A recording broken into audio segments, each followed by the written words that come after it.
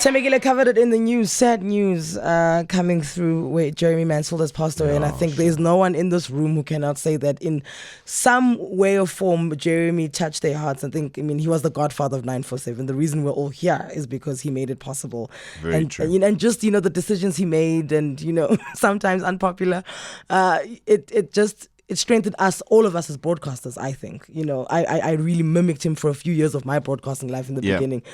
So really, really sad news coming through from there. And we are going to catch up with who was his work wife, work best friend, life best friend, Sam Cowen.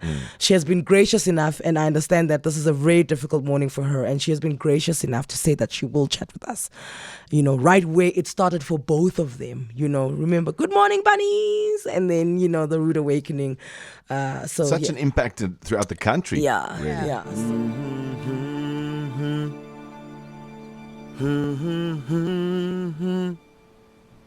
Hey, hey, hey, goodbye. Na, na, na, na. Na, na, na, na. Hey, hey, hey, goodbye. When it comes to radio, there's a few people that you only hope to have ever crossed their path. Work with them. You'll be lucky enough, in my case, where they made a comment about you and they groomed you and they'd say, that was good. Try this next time. Names like that is like Bob Mabena, Shadow Twala, John Robbie, John Burke. Yes, those are the names that the really direct was really tabi now. Icons. Those are people that if you are in radio, if you're a broadcaster, if you were lucky enough to run into those people, right, your career has been blessed, and today one of those people has passed away. I remember clearly when we were radio babies, you and I, at Tux FM, just starting out. We were obsessed with the Rude Awakening. And I mean, you'd look at where do you want to be when you're big one day? And that show was just everything. Eh? I mean, Cindy, you were fortunate enough to work on air with the man. Tell me, how did that grow you as a person? So I worked on the Rude Awakening for, I think it was 3 or 4 years. And Jeremy actually gave me my break on radio. So Harry used to read the traffic and I used to write the traffic for Harry. And Harry didn't come to work one day and Jeremy said, you read the traffic. And I was like, what? And then he built me into a character on the show. Which was his smarts, eh? Yep. Which was his smarts. I mean, I think it was the first time in the country where we saw like an ensemble cast working on radio, and everyone had their place, and he knew just exactly what to do, what to say to bring out the best in people. And when you think about one of the people that was a very big part of Jeremy's life as a broadcaster and his personal life, it was Sam Cowen, who then we're also obsessed with because we used to tune into the Rude Awakening. And I'm so glad that, Sam, you've given us this moment to chat with you this morning. Miss Cowen, Mrs. Cowen, let me not take your cows away there. How are you doing, Sam? Good morning. Yeah, it's a tough one, hey? He's been sick for a long time. We knew it would come, but when it actually does come, you kind of left a bit shell-shocked. And I mean, it's tough, even though we knew, this was going to happen, and you were there with him every day, in this past year. And, kudos for you for keeping us updated. Jeremy's in high spirits today. Today wasn't a great day. Do you think that has helped you deal with the news that he has passed, that you were there every step of the way?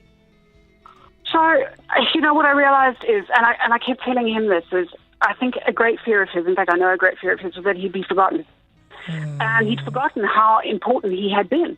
And when he saw those posts and how people responded to them, he was so touched. Like, I read him all the messages, and there were hundreds and hundreds and hundreds and hundreds. I'm not exaggerating. And he said, I want to make a video. And by then, he was really struggling with speech, and he was really battling to concentrate. And that was the medication. He was on enormous amounts of medication for pain. He was in agony without it.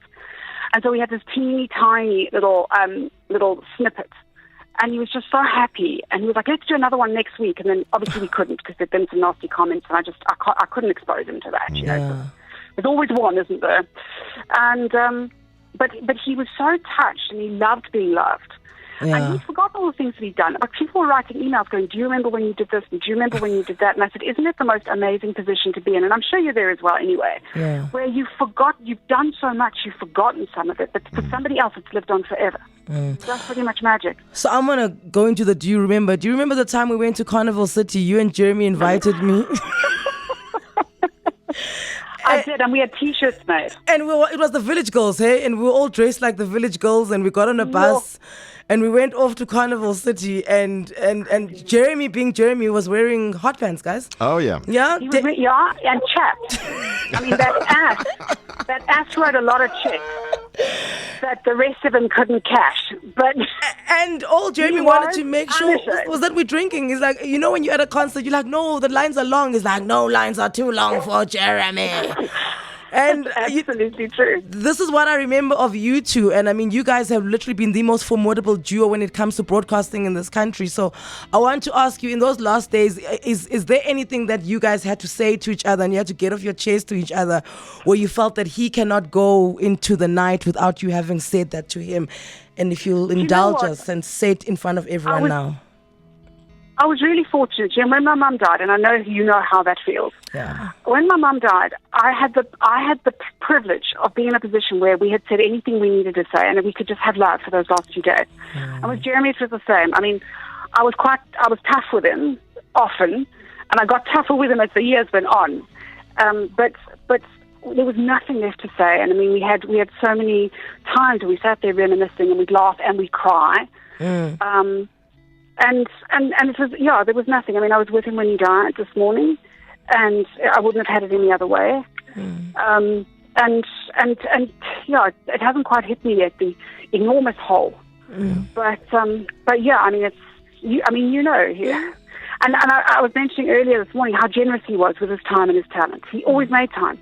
It didn't matter what radio station you were on, or whether it was Tux or another commercial station. He always made time. If he thought you had talent and you had passion, he always made that time. A lot of people don't. Sam, it's Cindy. You are by far the strongest woman I know. I know, right? You have been there, and I've seen it all, through the highest of absolute highs with that man and the lowest of absolute lows. And there were many times where you could have walked away, but you didn't. You stuck by his side and you supported him. And wasn't it remarkable to see just how happy and full of joy he actually managed to remain at the end?